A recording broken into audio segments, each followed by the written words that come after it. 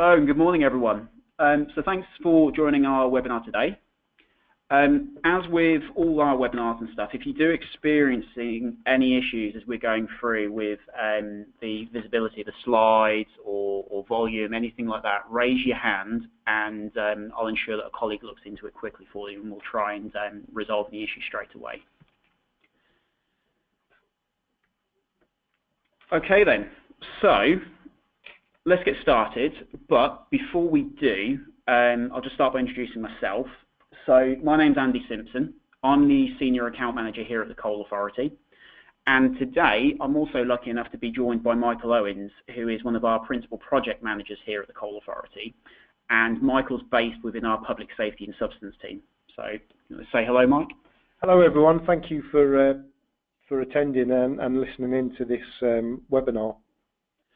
Okay, so Michael joins me today as one of the experts who attended and managed the case study that we're going to be talking about today during the webinar. And Michael will also take the lead once we reach the point of the case study as the kind of the main expert on the ground, as it were. So what are we going to be talking about then today? So today's webinar is all about how we protect the public from hidden risks, and in particular, we're going to focus and look at unrecorded mine entries. Now, our main goal during today's session will be to understand the risks surrounding unrecorded mine entries, and then to do this, we'll be using one of the recent real-life case studies from a site based up near Glasgow. So what we'll do is take a look at the end-to-end journey when handling these types of risks, focusing on why some mine entries are unrecorded, and then the steps taken to ensure that our database remains up to date when any new information comes to light. We'll then look to finish up by showing you how this new information is translated into our reports, and we'll explain the support that we have available for both you directly and your customers if required. So as with all of our webinars, please do feel free to ask questions throughout the webinar or equally at the end once everything's finished up upon reflection, and we will then look to respond to everybody after this month's webinar topic has been completed. And we'll do this in the way of supplying an FAQ document capturing all of the questions from our sessions. So I'll also look to supply with my contact details at the end of the webinar, and then this will just give you the ability to contact me directly should you wish to do so with any additional questions or requests. So before we look at today's agenda, I'm just going to start with a quick recap of previous webinars. So our last webinar focused on supporting your future developments, and we spoke in detail about our consultants report and how this can support your needs.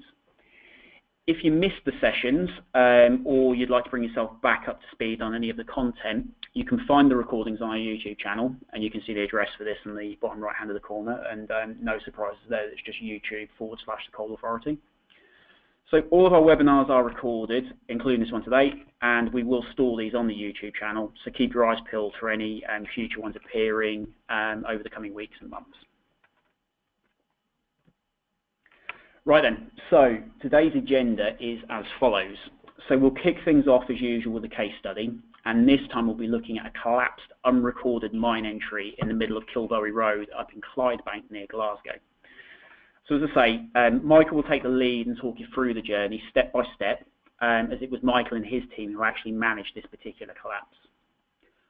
Once we've covered off the case study in detail, we'll then move on to explaining to how we manage recorded versus unrecorded mine entries, and this will then lead into how new information is transferred into our database when we come across previously unknown workings and or mine entries.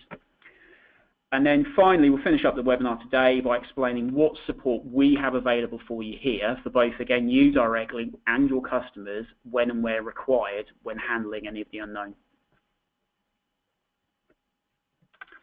Right then, so into the case study. So I'm going to hand over to Michael, and he's going to talk you through the details and the steps taken during the particular collapse. So over to you, Michael. Okay, this particular study then was at Kilbury Road, Hargate, near Clydebank. It was in a residential area, and the road was a main residential road going through the housing estate, so leading on to a roundabout to a main road. It's a very, very busy road. it was first reported to the local police by local residents on Sunday the 8th of January 2017. We first got visibility on Tuesday the 10th. The police reported it to West Dunbartonshire Council, who then reported it to the coal authority. So the first thing we had to do when we arrived on site was to make it safe. Our department, public safety and subsidence, is the key issue. Our regional project manager come on site, David Gilmore, and his first duty was to ensure that it was safe. So the site was fenced off. Afterwards then, we started phase one, which was the investigation and research.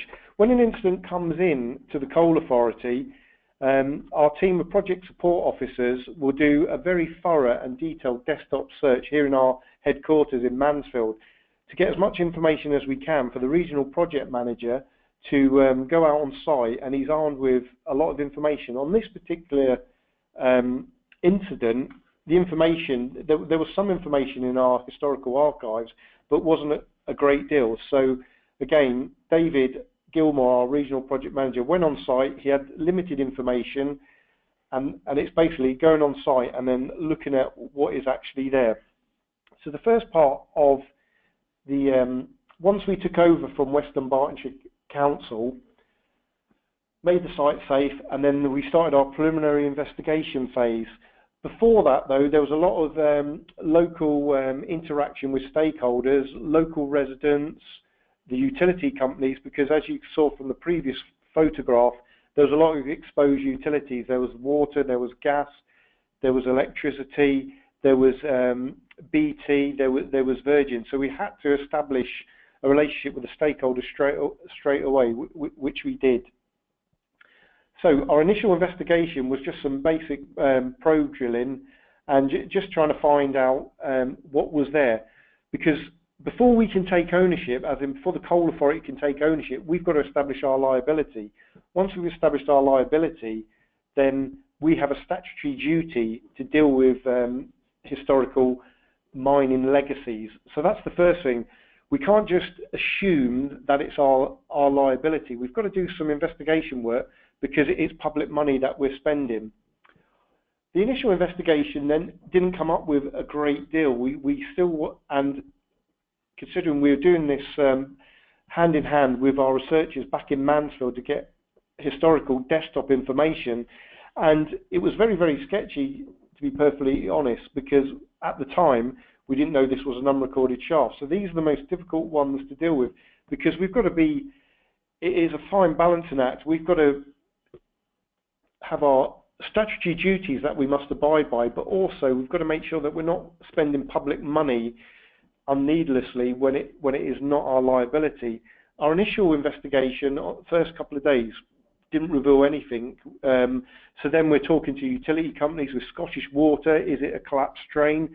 As it happened, underneath the road surface, it was a collapsed drain, but consequently, when we found out what it was, the drain collapsed because of finding an unrecorded shaft. The weather at this particular time was very, very bad, so the hole was filling up all the time with water, which made the investigation work very, very tricky indeed.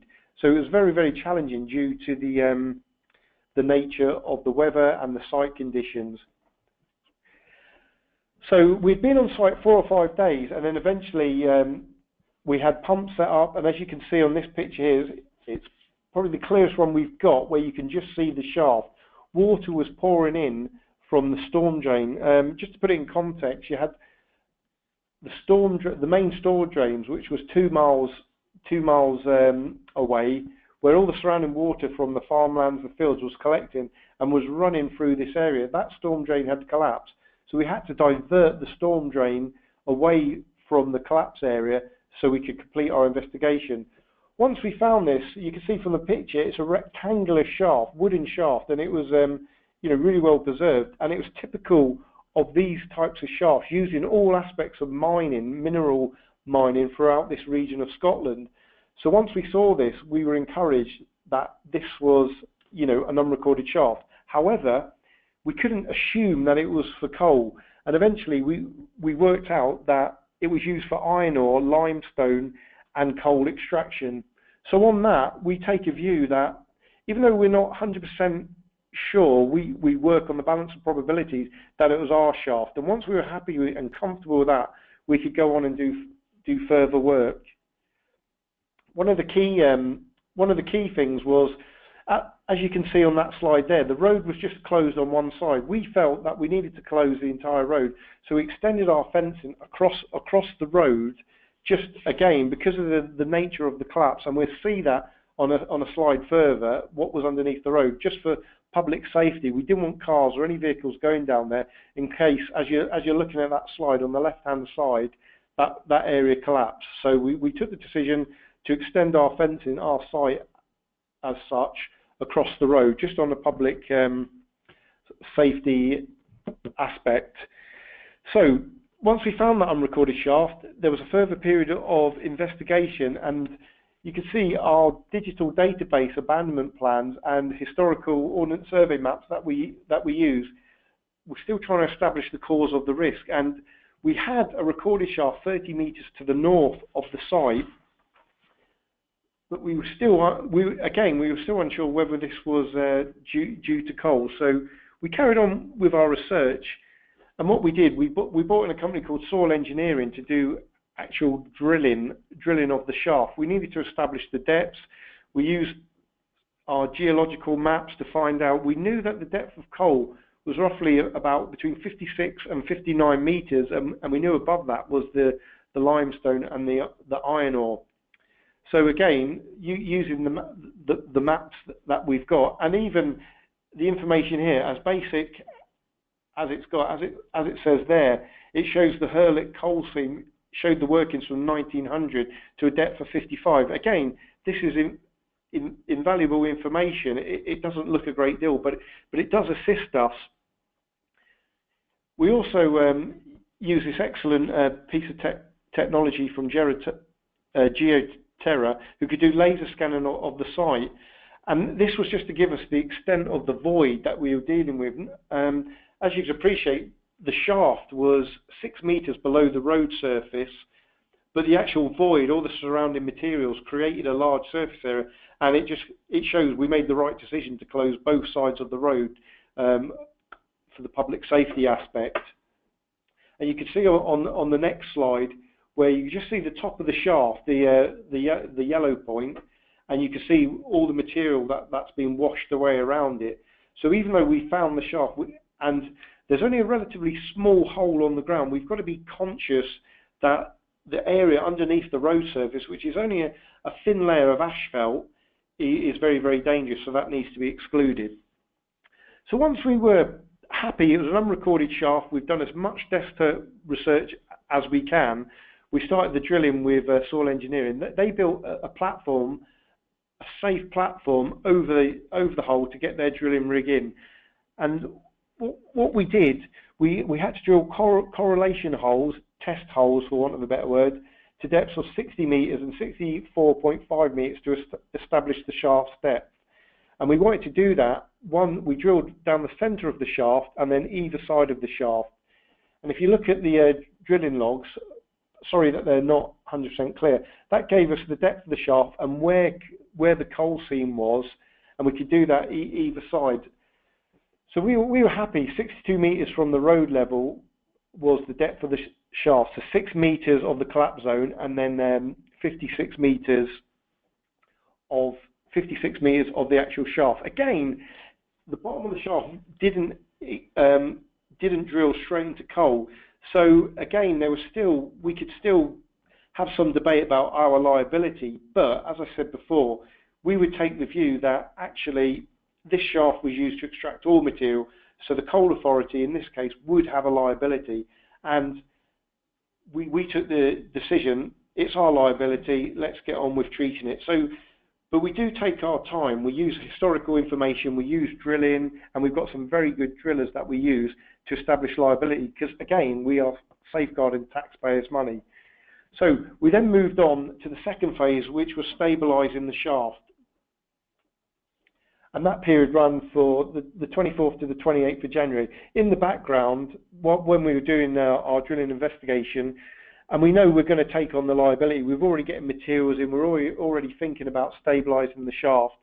And initially, we'd start pumping gravel down there. 140 tonnes of gravel and stone was placed into a void, and along with 217 tonnes of concrete grout. This is our traditional remedy. At first, it was very challenging because, as I just said before, the weather, we had water that was constantly running in, and it took us a good few days to divert the water, and then the ongoing rain. The shaft was at the bottom of the road, so water was constantly coming in. And initially, as we was pumping the gravel in, it was filling out the void at the bottom of the shaft, and it wasn't taking. So there was a few concerns. There could have been some broken grounds, another unknown void underneath the ground. We really are, you know, anything can happen. But eventually, the stone stabilised, and then what we do, once the stone's pumped in, we will then pump in cement grout. Once we're happy, the staff was successfully stabilised, and we're confident that it's made safe for years and years to come. So that's the initial filling of the shaft, backfilling the shaft with a combination of gravel and cement grout, which is our preferred solution in this particular case, a shaft. The next phase then, we had to decide about what we would do is capping the shaft. And because of the additional utilities, and as I said, every utility you could think of was there: water, gas, HV, LV electricity, British Telecom, Virgin cables, everything was there. So that was probably our biggest challenge, was protecting the utilities on this job. And we had to, again, work with the companies. Now, interestingly, Scottish Power were quite happy with what we were doing. They didn't need to divert the cables. The cables hadn't been damaged or anything like that. So they said, you can do your plan, which I'll come on to. Working in conjunction with our contractor, which was Balfour Beatty, they come up with excellent temporary works to safeguard the utilities. And you can see, if you look at this picture here, and I'll come on to the next one, which will make it clearer. But on the left-hand side, you can see what looks like a scaffold bridge. What it was a platform that was built to protect the utilities on the left-hand side. On the right-hand side was a working platform. It was where we had our initial drilling and grouting platform. That was a working platform. And you can see to the far right where we piled the area. So the plan was to put piles all the way around the collapse zone where the shaft was, so we could literally put in a concrete cap to protect the shaft further and then reinstate. As simple as that.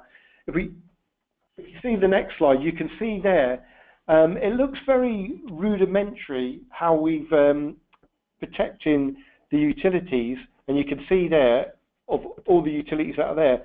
But that's the plan that our engineers, in conjunction with Balfour Beatty's temporary works team, come up with, and it worked. It was a brilliant solution that worked, and you can see, going back on the previous slide, you can see the size of bridge that was needed and how they protected them. But the cost and the time, key element was the time. If we had to divert the services, we were under pressure from the local residents, the local MP, and rightly so, to get that road back up and running, because, you know, it was a vital link road and it did affect the residents' life. So that was a really, really good solution. The final phase, the treatment works then, was to install the concrete cap. And this is, you know, basically a reinforced concrete cap that went over the shaft. It extended. It was 8 meters in diameter, circular. It had to have a few corners chopped, but basically it was 8 meters in diameter, covering the shaft, to a design that our engineers back in the Coal Authority come up to. And what they do, they will look every case like this. It's a unique design. It's a bespoke design. We don't have any standard templates.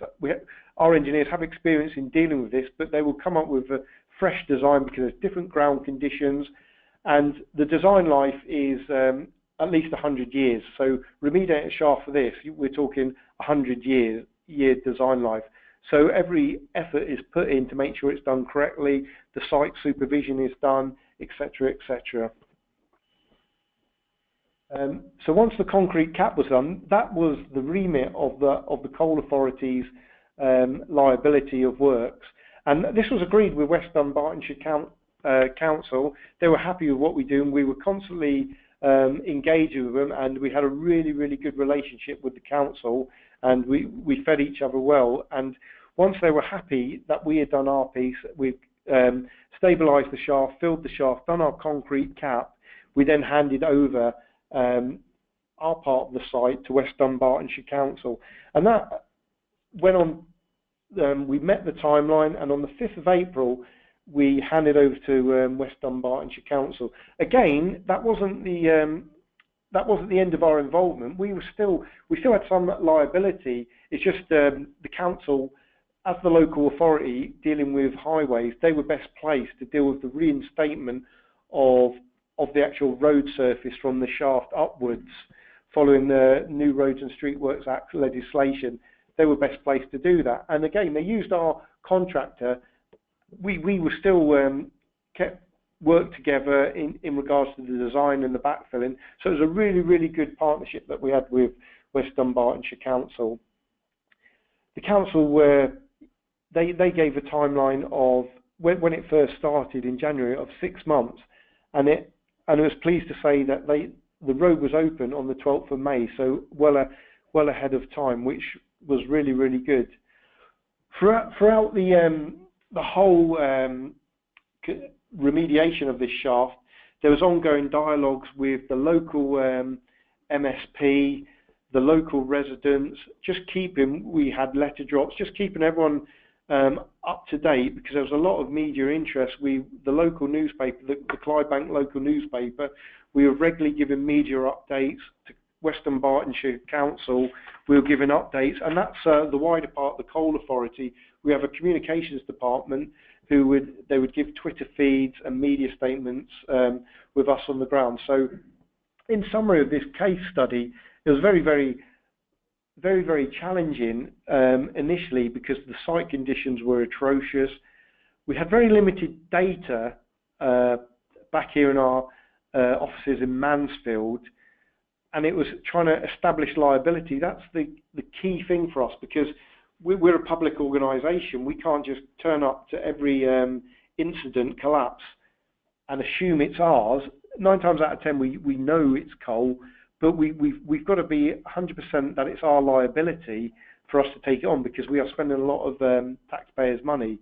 Once we had established liability, we were happy with the remediation treatment that we'd done and our concrete cap, and then the follow-on works alongside West Dunbartonshire Council and the reinstatement of the road. So all in all, it was a very difficult initially project to establish liability, but once we established liability, we used our expertise to remediate it and provide a lasting solution. Fantastic. Thank you for that, Michael. So yeah, hopefully you guys found that of interest. It's always important for us to make sure that our experts kind of get involved and I guess share their direct real life experiences of these case studies. So yeah, so hopefully it was a worthwhile treat, Michael coming on to talk it through rather than me relaying the information for the team. Okay then, so as I say, Michael's just given us the background on how we came across and kind of managed this particular unrecorded risk. So what I'm going to do next then is talk you through why not everything is recorded in the first place. So let's start with the recorded mine entries themselves. So at present, there are around 172,000 known mine entries across the UK, and all of these are recorded within our database as it stands. Now, as part of the work we do here at the Coal Authority, our public safety and substance teams, the team that Michael forms a part of, run a mine entry inspection program. Now, the aim with this particular program is for our mine entry inspection team, get my words out there, to rotate their way around all of the recorded mine entries on a continuous cycle to ensure that they remain safe and, more importantly, pose no direct risk to any members of the public. Now, as part of this program, our team inspected just under 22,000 mine entries during the last 12-month period from April 2017 to March of this year, so a 2017 financial year. as part of the program, it's also worthwhile calling out that if during any of these inspections the team deem an entry to pose a risk, however small that risk may be, our statutory obligation, similar to what Michael's just talked through, would kick in immediately, and we'd conduct any appropriate repair works or remediational works to the entry to ensure it remains safe. So that's the recorded stuff, but what about the unrecorded mine entries? Now, how do we manage those, and more importantly, why don't we know about them in the first place? So let's start with how our database is actually built in the first place. Now, all the information that we utilise for our investigations, our reports, or anything else offered here at the Coal Authority comes from the information we hold within our industry-leading database of mining information. Now, the foundations of the database are built on all of the mine abandonment plans that have been deposited over the years by mine operators following the closure and shutting down of mines.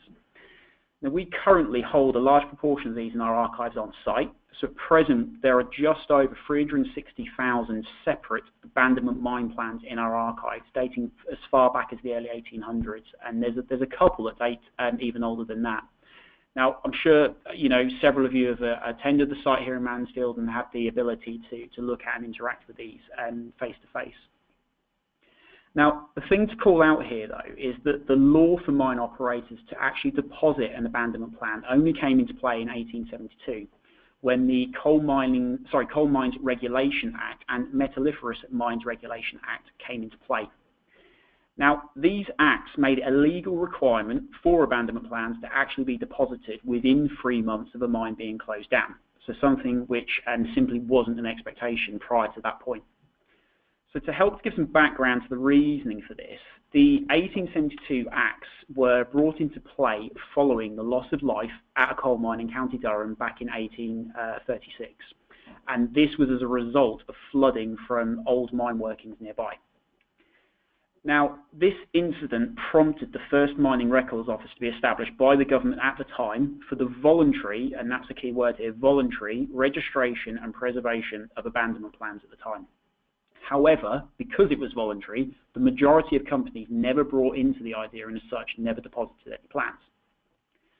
So moving on a couple of years, so a few years later in 1850, an Act of Parliament was passed to make it a requirement for coal mines throughout the UK to be inspected. And as part of this, the Act also made it a requirement for mine owners to keep a plan at each mine. So then again, a few years after that, the 1872 Acts is what this kind of evolved into. And then the 1872 Act made it a legal requirement for mine operators to deposit their abandonment plans within 3 months of closing the mines down. So taking all that then, what does it actually mean? What does that say? So in simple terms, as there was no legal requirement for mine operators to deposit abandonment plans before the 1872 Acts were brought into play, many simply didn't. And then as a result, there's an estimated to be thousands of unrecorded workings across the UK, and this will include, entries within that, and that people, including ourselves, just simply don't know about, as there aren't accurate records to back any of this up. So this means that we're always coming across new information, unrecorded information, such as that Michael's just been talking us through within our case study today. So unfortunately, there's simply no way of knowing the unknown. However, we can use our knowledge to build an understanding of some of these unknown workings. Now, given the way that we understand what we do and the way coal has been mined over the years, we're able to build an understanding of where it is likely that there are unrecorded workings and equally mine entries. So then this teamed up with the recorded information and kind of new information that comes to light and is discovered, allows us to then build a bigger picture and then equally in turn support the likes of yourselves. So this is where the likes of probable workings then come into play. So what are probable workings? So probable workings, in simple terms, relate back to where we're aware of coal mining geology, so this is such as seam outcrops, and in particular clusters of seam outcrops in certain locations throughout the UK coalfield. Now, in these instances, we can build a view that even though we may not have any direct records of mining activity taking place within that particular location, so for example, abandonment plans being deposited, Given our understanding of early approaches to mining coal in particular, chances are that shallow mining may have taken place because the coal seam is so close to the surface. So this understanding teamed up with our knowledge of early mining activity, taking the approach of things such as bell pit mining and similar kind of activities to that. Because the technology, or equally, probably more often than not, funds simply weren't widely available and available to sink deep mine shafts, we would label the area as having the potential to be impacted by probable workings at a shallow depth. So this is one way in which we can help to start build a picture of the unknown to assist the likes of yourselves and your end customer when evaluating mining risks. So, moving away from that side of things and back to how the new information comes in and what we do with it. When new information comes to light, what we're going to do now is talk you through actually what happens to it and how do you then get your hands on it. So as I mentioned earlier in the webinar, new information has come to light all the time. And again, similar to the case study that Michael talked us through earlier. But what do we do with it when we get it? So where new information comes to light through the likes of surface hazards, for instance, such as the example we've spoken through today, all the relevant information is captured by our public safety and substance team in the first instance as they're working their way through resolving the actual hazard. So Michael and his teams would be keeping impeccable records and kind of instant accounts of every step that's taken throughout that and every element of their investigation and what that would unsurface. So as the information is captured, it's then fed back into our mining information team, and these guys then take charge of ensuring all the new information is loaded into the system, and most importantly, in an accurate fashion. So once this has then taken place, the new information becomes widely available for anyone to see in our reports when ordered for any particular given location. So moving into the report side of things then, so what we'll do now is show you how that information appears within the report once the database has been updated. So to do this, as with most of our case studies and our webinars, what we're going to do is use a live report for the Kilbowie area that we've discussed today to bring it to life a bit more for you.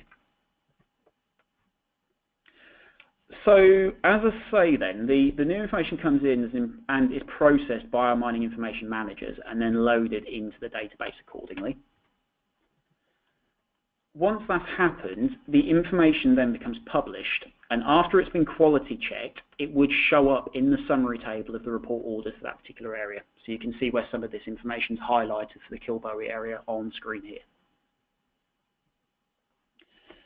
When we then delve into the deeper detail behind the summary table in the report itself, you can then start to see the level of information which is then made available. So in this instance, you can see the mine workings relating to the abandonment plan we spoke about earlier in the investigations, which, to be fair, on screen looks simply as a scribble. In addition to this, however, you can also see that we've called out that we believe there to be potential unrecorded workings at or close to the surface based on our knowledge of that particular area.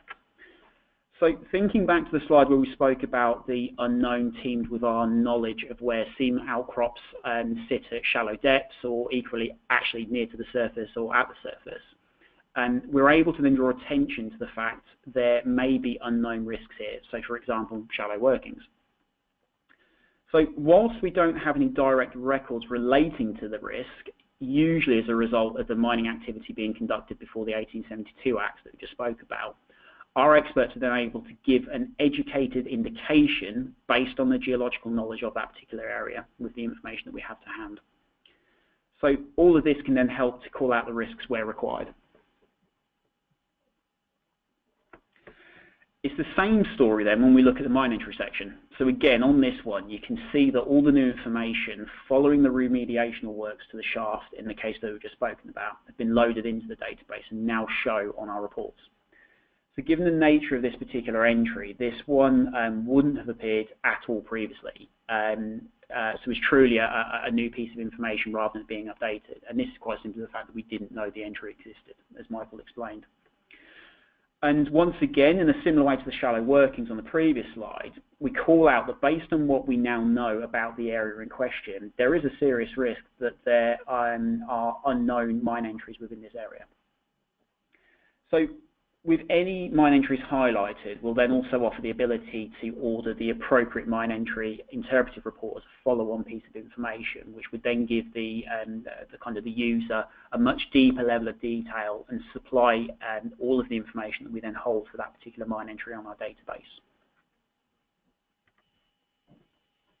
So stepping away from the actual mining information and focusing on the hazard itself, the report will then also draw attention to the fact that there has been a coal mining related incident in the area, i.e. in this particular situation, the road collapse. So in this section, we'll now directly call out that there has been a hazard where the coal authority have performed remedial works. And in a similar fashion, as with the mine entry side of things, there is also the ability to then order an additional follow-on report where we'll supply a more in-depth report of the works that were actually carried out on site. Now, in this particular example, it's probably not something that would be of direct interest because it's very unlikely that anybody will now look to develop over that road in the future. But if it wasn't necessarily in the middle of a road, it's something that would probably be of interest to a developer in particular. Okay, so we've spoken a huge amount about the information and how that becomes transferred into the reports once it's been loaded into our system. But what if you need further support? What do you do then? So here at the Coal Authority, we are the experts at what we do, and we've always been here to support you however we can. So yes, as we've covered off during today's webinar, there'll always be a risk of the unknown when it comes to coal mining risks, but our database is unrivaled. Okay, so we're always going to remain the best place to support you, and that may mean supporting you through answering more questions or giving additional guidance when there simply isn't anything recorded for the location that you're looking at. So we're always on hand to support. So if you ever receive a report or there's something in there that you're just not sure about, or you'd like further information on the risks being called out, or you'd simply like to speak to one of our experts on site to help give some additional guidance around what to do, give us a call. There's always someone around that can deal with your initial query, and actually if it's not us or we're unable to answer that question in the first instance, we'll certainly pass it on to a member of the team within the organisation that is the expert and can answer it, and we'll make sure they contact you back as soon as possible. So you can see the phone number and the email address on there to get in contact with the team that I'm from directly. So make a note of those. If you want to come to me directly, I'll share my details with you in a second, but do use us. We're here to be spoken to, we're here to be questioned, we're here to be quizzed, and we'll do what we can to support you. Okay then, so that concludes the webinar for today. So I hope you've enjoyed listening, and more importantly, you found the content of today interesting. And if so, please do keep your eyes peeled for further updates and webinars from us in the future.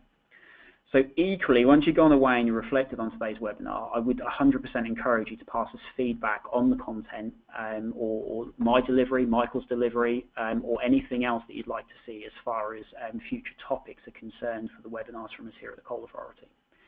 So a quick and simple survey will be emailed out shortly after the webinar's finished today. So, I'd really appreciate it if you could take a couple of minutes just to fill that in, as, we do value your opinion, and actually these webinars are based on what you're telling us you want to see and you want to hear. So without your feedback, it makes our lives, that much more harder to ensure that we're hitting the point and supplying the information that you need. So as I mentioned at the start, we've been gathering all your questions throughout today's webinar, and we'll look to supply all of these with responses in the way of an FAQ document. So this will be shared with everybody that attends all of our webinars for this particular topic throughout the month, and this will be sent out as a separate piece once all of the sessions have been completed. If you have any other questions or comments, or you'd like to contact me directly, as I say, my details are on screen in the top right-hand corner, so do make a note of them and give me a call or drop me an email directly if you want to speak to me. And a recording of today's webinar will be available on our YouTube channel, probably later today, if not certainly by the end of the week. So that's it from us today. So thank you very much for taking the time out of your day to come and listen, and have a great afternoon.